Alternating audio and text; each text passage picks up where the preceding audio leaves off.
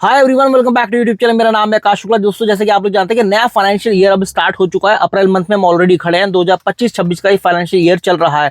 अगर आप इस फाइनेंशियल ईयर में कोई कार लेने का प्लान कर रहे हैं तो अब आपके पास कार के ऑप्शन काफी सारे हैं। जैसे कि आपके पास अभी इलेक्ट्रिक कार भी है, आपके पास पेट्रोल है, डीजल है, सीएनजी है। तो कौन सी कार आपको लेनी चाहिए ये तो हम डिस्कस करेंगे। साथ में जानने की कोशिश करेंगे कि अगर आप अभी कार लेने का प्लान कर रहे हैं और सीएनजी कार का भी दिमाग में चल रहा है तो ऐसे कौन से रीजन है जिनकी वजह से आपको सीएनजी कार नहीं खरीदनी चाहिए। बिल्कुल, मैं आपको कुछ ऐसे रीजन बताने वाला हूं इस वीडियो के माध्यम से कि क्या क्या सीएनजी कार के नुकसान है। देखो, हर एक गाड़ी के अपने फायदे अपने नुकसान होते हैं।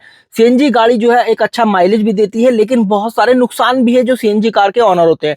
तो इस वीडियो के अंदर यही हम डिस्कस करेंगे। चलिए वीडियो स्टार्ट करते हैं। सबसे पहला जो नुकसान है वो है लिमिटेड सीएनजी पंप्स। देखिए, अगर मैं सीएनजी की बात करूं या फिर अभी इलेक्ट्रिक व्हीकल की बात करूं, इलेक्ट्रिक व्हीकल की बात करें तो चार्जिंग स्टेशन बहुत कम है, अभी डेवलप होने में टाइम लगेगा हमारे देश में। लेकिन अगर मैं सीएनजी की बात करूं, काफी सालों से सीएनजी आ चुका है हमारे देश में, उसके बावजूद भी सीएनजी स्टेशन जो है काफी कम है हमारे देश में।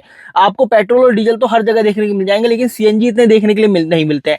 तो जो सीएनजी कार ओनर होते हैं ना, मैंने कई बार उनके साथ जब ट्रेवल किया है, जैसे कई बार आप उनकी वीडियोस देखेंगे तो उनके दिमाग में ये रहता है जैसे ही आपने जो सीएनजी का टैंक है वो फुल करा लिया ना, उसके बावजूद भी 200 किलोमीटर चलते ही उनके दिमाग में ये एंजाइटी रहती है कि यार कहाँ है सीएनजी पंप, मेरे को सीएनजी पंप मिल जाए, कहीं से मुझे वापस से सीएनजी भरवानी है। कहीं ऐसा ना हो कि हाईवे पर सीएनजी खत्म हो जाए, फिर मुझे पेट्रोल पर आना पड़े। और जब आप एक सीएनजी ऑनर बन जाते हैं ना, तो पेट्रोल या डीजल पे अपनी गाड़ी चलाना आपके लिए बहुत मुश्किल हो जाता है। मतलब पेट्रोल वाली गाड़ी होती है वे, तो पेट्रोल पर चलाना बहुत मुश्किल हो जाता है, क्योंकि पेट्रोल का जो एवरेज रहता है वो सीएनजी से कम होता है। जैसे ही सीएनजी से आप पेट्रोल पर स्विच करते हैं ना, तो भाई दिल पर ना ऐसे छुरियां चलती हैं। मैं आपको बताऊं, बहुत मुश्किल हो जाता है उस टाइम को झेलना कि यार अब मेरी गाड़ी पेट्रोल पर चल रही है, मुझे कहीं जल्दी से सीएनजी मिल जाए, और जल्दी से सीएनजी पंप नहीं मिल पाते हैं। और इन केस अगर आपको सीएनजी पंप मिल भी जाते हैं ना, उन पर इतनी लंबी लंबी कतार होती है, आपको घंटों भी लाइन में खड़ा होना पड़ता है, क्योंकि सीएनजी गाड़ी जो है उसमें बहुत जल्दी से सीएनजी नहीं भरती है। आप बोनट खोलेंगे या फिर आप पीछे से जहां पर वो पेट्रोल डलता है वाला आप वाली कैप खोलेंगे, फिर उसके अंदर सीएनजी भरेंगे, उसको पहले तो उसको फिट करेंगे, फिर उसके अंदर सीएनजी भरने में भी थोड़ा टाइम लगता है। तो ये जो प्रोसेस है काफी लंबा हो जाता है और बड़ी बड़ी लाइन लगी हुई होती है, क्योंकि एक सीएनजी पंप के आसपास अमूमन केसेस में ये देखा जाता है एक सीएनजी के आसपास बहुत सारे सीएनजी पंप नहीं होते हैं, जबकि एक पेट्रोल या डीजल पंप के पास बहुत सारे पेट्रोल या डीजल पंप आपको मिल जाएंगे। कई बार ऐसा मिल जाएगा कि एक पेट्रोल या डीजल पंप यहां पर है, सामने ही पेट्रोल पंप एक और है, लेकिन सीएनजी के साथ ऐसा नहीं होता है। तो जब शहर में कोई सीएनजी पंप होता है, लंबी लंबी लाइनें लगी होती है सीएनजी गाड़ियों की वहां पर सीएनजी भरवाने के लिए। एक और बड़ा रीजन है रिड्यूस परफॉर्मेंस का। मैं आपको बताऊं, अगर सीएनजी की बात करें एज कंपेयर टू पेट्रोल, इसका जो टॉर्क रहता है या इसका जो ब्रेक हॉर्स पावर है वो कम होता है। और अगर पेट्रोल की बात करो एज कंपेयर टू डीजल कम होता है, तो सीएनजी का तो बहुत कम होता है। आपको ना पावर जो है वो पावर की कमी थोड़ा फील भी होती है। आप एक ही मॉडल की गाड़ी आप सीएनजी में चलाइए और पेट्रोल में चलाइए, आपको जमीन आसमान का अंतर अपने आप ही फील हो जाएगा कि यार वास्तव में सीएनजी में थोड़ी कम पावर होती है। तो ये एक बड़ा रीजन होता है कि एक तो एक्सेलरेशन कम होता है, मतलब वहां पर आपको ये भी देखने को मिलेगा कि उसका टॉर्क और बीएचपी का कम है। लेकिन जैसे अगर आप कभी हाईवे पर जाएंगे, आपको ये लगेगा कि यार मुझे तुरंत से ओवरटेक मारना है, तो आपको उस समय पावर का बहुत ज्यादा फील होता है, जबकि डीजल और पेट्रोल में ऐसा नहीं होने वाला। मैं यहां पर कंपेयर कर रहा हूं एज कंपेयर टू डीजल या पेट्रोल, सीएनजी में पावर कम होता है। इसके अलावा हाई कॉस्ट, भाई सीएनजी की बात करें एज कंपेयर टू पेट्रोल और डीजल वो थोड़ा महंगी आती है। अगर मैं पेट्रोल की बात करूं तो उससे लगभग 1 लाख रुपए या फिर 1.5 लाख रुपए तक महंगी आती है, ये देखा जाता है सीएनजी कार में। तो आपको 1 या 1.5 लाख रुपए फालतू देने होंगे अगर आप सीएनजी कार खरीदना चाहते हैं। अगर आपको लग रहा है कि यार मैंने पेट्रोल गाड़ी खरीद ली है तो मैं अब वापस से सीएनजी इंस्टॉल करा लेता हूं, तो 50 या 60 हजार तो कम से कम आपका वहां पर लग जाता है सीएनजी को लगवाने में ही।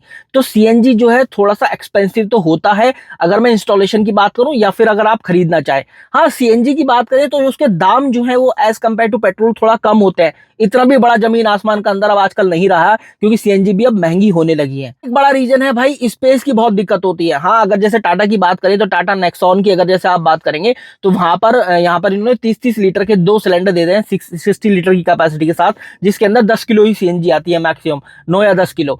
तो यहाँ पर अगर 2 सिलेंडर देने के बावजूद भी बूट स्पेस कम हो जाता है। जैसे कहां पर आपको 382 लीटर का बूट स्पेस मिल रहा था और कहां पर आपको 300 कुछ का बूट स्पेस या 280 के आसपास का बूट स्पेस देखने के लिए मिलेगा। तो यार इस तरीके से बहुत कम आपको बूट स्पेस देखने के मिल जाता है अगर आप सीएनजी की बात करते हैं, क्योंकि सीएनजी का या तो 2 सिलेंडर या 2 बड़े बड़े सिलेंडर आपके पीछे रखे रहते हैं। तो ये एक थोड़ा सा दिक्कत होती है अगर आप कहीं लॉन्ग ट्रैवल कर रहे हैं और आप 4-5 लोग हैं, तो उनका सामान अगर आप डालेंगे ना सीएनजी कार में तो थोड़ी दिक्कत हो जाएगी। कभी आप ओला या फिर उबेर को कैब करके देखना, और वहां पर अगर आप कहीं स्टेशन जा रहे हैं, कहीं एयरपोर्ट जा रहे हैं, आपके पास बहुत सारा सामान है, अगर आपको सीएनजी दिख गई ना तो आपके चेहरे पे अपना आप वो शिकन आ जाती है कि अरे यार ये तो सीएनजी गाड़ी है, इसके अंदर मेरा सामान कैसे फिट आएगा।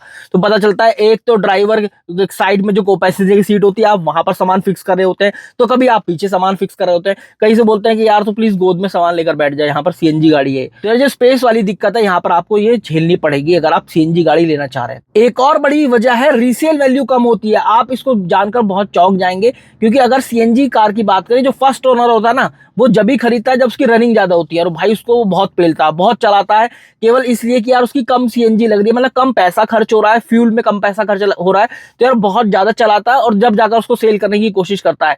तो यार अपन लोग देखते हैं कि यार 1.5-2 लाख हमारी गाड़ी ऑलरेडी चल चुकी है, तो यार मैं क्या चलाऊंगा इस गाड़ी को, ये तो ऑलरेडी इतनी ज्यादा घिस चुकी है गाड़ी। और कई बार ये भी देखा जाता है कि यार मीटर बैक करा लेते हैं लोग कुछ ना कुछ खुराफाती करा के, तो यार उस पर तो भरोसा नहीं किया जा सकता, बहुत ऑब्वियस सी बात है। तो यार एक ये बड़ी वजह होती है सीएनजी गाड़ी को ना लेने की, क्योंकि जो फर्स्ट ओनर होता है ना वो बहुत पेलता है भाई, इसलिए रीसेल वैल्यू थोड़ी कम हो जाती है। सेकंड ओनर जो अगर आप खरीदने जा रहे हैं, आप सेकंड ओनर बनने जा रहे हैं उस गाड़ी के, तो आपको 2-3 बार सोचना होता है सीएनजी गाड़ी लेने से पहले। बड़ी और वजह है जो कि आजकल कुछ रील्स या कुछ वीडियोस में मुझे देखने के लिए मिलती है, भाई सीएनजी गाड़ी के अंदर सेफ्टी का बड़ा कंसर्न रहता है। आप सीएनजी गाड़ी में बैठेंगे, ड्राइवर से आवाज आएगी कि भाई बीड़ी सिगरेट मत पीना, हो सकता है कि गाड़ी का सीएनजी फट जाए, सिलेंडर फट जाए। और कई बार तो आप देखते हैं गर्मियों में जब बड़ी गर्मी होती है भाई, गाड़ी खड़ी रहती है, खड़ी खड़ी गाड़ी फट जाती है, चलती गाड़ी फट जाती है। तो यार वैसे तो पेट्रोल और डीजल में भी कभी भी आग लग जाती है, ईवी गाड़ी में कभी भी आग लग जाती है, पर सीएनजी गाड़ी में अगर सिलेंडर आपके साथ में है ना, तो अपने को एक दिमाग में एक ऐसा रिस्क फैक्टर होता है कि यार मैं एक बड़ा खतरा लेकर अपने साथ चल रहा हूँ, गाड़ी में सीएनजी है, कभी भी फट सकता है। तो ये एक बड़ा डर रहता है भाई सीएनजी गाड़ी का। इसके अलावा कार सर्विसिंग के भी अपने चैलेंजेस होते हैं सीएनजी गाड़ी के। देखो पेट्रोल और डीजल की बात करें तो उसका जो इंजन है या फिर उसके जितने भी पार्ट्स वगैरह, इन सब का तो खर्चा आता ही है, लेकिन साथ में अगर सीएनजी गाड़ी की बात हो तो यार सीएनजी का भी एक रिपेयर कॉस्ट या फिर मेंटेनेंस कॉस्ट जुड़ जाता है जब भी आप सर्विसिंग कराते हैं। तो हाँ, सर्विसिंग में भी कई बार थोड़े थोड़े से चैलेंजेस आ जाते हैं जब भी आप सीएनजी गाड़ी की सर्विस कराते हैं। तो guys this was all about the video. वैसे भी सीएनजी गाड़ी बहुत बिक रही है यार देश के अंदर, आप भी ले सकते हैं, लेकिन हाँ ये कुछ ऐसी वजह थी जिनकी वजह से आपको सीएनजी नहीं लेना चाहिए। वैसे तो बहुत सारी वजह है जिनकी वजह से आप सीएनजी ले सकते हैं, तो यार हाँ सीएनजी गाड़ी लेनी चाहिए, लेकिन कुछ ऐसी वजह है जिनकी वजह से नहीं भी लेनी चाहिए। हर एक गाड़ी के अपने अपने फायदे, अपने अपने नुकसान हैं।